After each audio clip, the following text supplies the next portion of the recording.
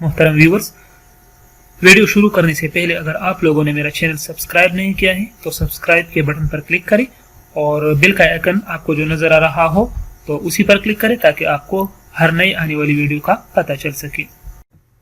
अस्सलाम वालेकुम dear viewers, उम्मीद है आप सब खैरियत से होंगे। आज की इस वीडियो में हम एप्लाज़ाइम सिरप को डिस्कस करेंगे। एप्लाज़ाइम सिरप ये खुसूसी तौर पर जो है ये इंडाइजेशन यानी बदहज़मी के लिए इस्तेमाल होता है और भी इसके बहुत ज़्यादा फ़वाइद हैं। तो आइए अब इसके फ़वाइद को तफसील से पढ़ते हैं। इसमें डाइजेस्टिव एंजाइम्स और विटामिन शामिल हैं।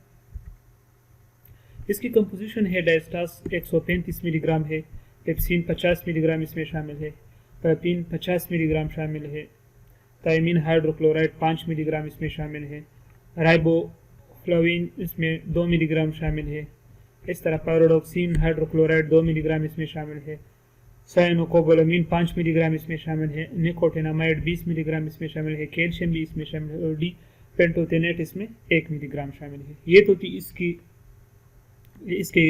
कंपोजिशन। तो आइए अब इसकी फ़वाइद की तरफ बढ़ते हैं। एप्लाज़ाइम सिरप हाजमे को बेहतर बनाती है और बदहज़मी को ख़त्म करती है। यानी जिसमें अगर इंडाइजेशन हो मैदे में तो इससे हाजमा बेहतर हो जाता है और फिर वो इंडाइजेशन ख़त्म हो जाती है। एप्लाज़ाइम सिरप के इस्तेमाल से मैदे में गैस ख़त्म हो जाती है। जिन लोगों के मैदे में गैस पैदा होता है और उससे उन लोगों को गैस का प्रॉब्लम होता है तो इसके लिए एप्लाज़ाइम सिरप बेहतरीन है और मौसर है। मैदे की सोजिश के लिए बेहतरीन है, इससे मैदे की सोजिश ख़त्म हो जाती है। जो मैदे में एसिडिटी होती है जिसकी वजह से मैदे में सोजिश फील होती है तो इसके लिए भी एप्लाज़ाइम सिरप बेहतरीन और मौसर है। अच्छा, जिन लोगों में भूख की कमी हो यानी जिन लोगों को भूख नहीं लगती तो इसके इस्तेमाल से भूख बढ़ जाती है और जब भूख बढ़ जाती है तो इंसान खुराक ज़्यादा खाता है और जब इंसान खुराक ज़्यादा खाता है तो इससे खुराक जुज़ो बदन बन जाता है और इंसान की सेहत अच्छी होती है। पुराने कब्ज़ को ख़त्म करते हैं। पुराने कब्ज़ का मतलब है क्रॉनिक कॉन्स्टिपेशन। एक कब्ज़ तो होता है जो कभी कभार होता है लेकिन जो बहुत मुद्दत से इंसान में होता है तो उसको क्रॉनिक कॉन्स्टिपेशन कहते हैं। तो इस तरह पुराने कब्ज़ के लिए भी मौसर और मुफीद है।